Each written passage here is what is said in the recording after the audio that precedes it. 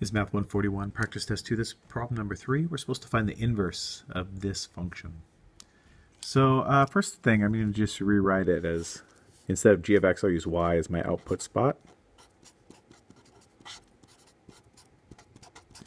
And remember what an inverse does. An inverse switches the inputs and the outputs. So I'm literally going to do that. I'm going to replace any y I have with an x, replace any x I have with a y. And what I've just done is I've inverted it. I've made it so the old output is the new input is the old output. So I'm there. So now what I need to do is solve this for y. So first thing I'll do is I have this over that 5y minus 4. So I'm going to multiply both sides by that, do it with that fraction. This x is going to get distributed, so this would be 5xy minus 4x. That's equal to, that divides out to a 1. And now my goal here is to get y all alone. So what I'm going to do is I'm going to get all the y's on the same side and then see if I can factor out a y. So I'll subtract 2y from both sides.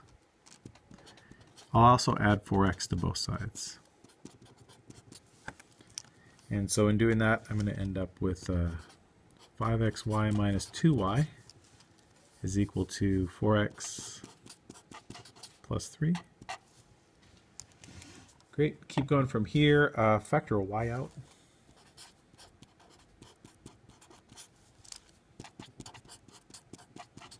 And I did that, so now I have a single y. So now I can divide both sides by this 5x minus 2. So if I do that, that divides out to a 1.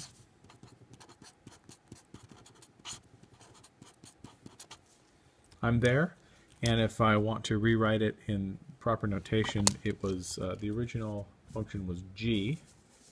So since this is the inverse, it would be g inverse of x.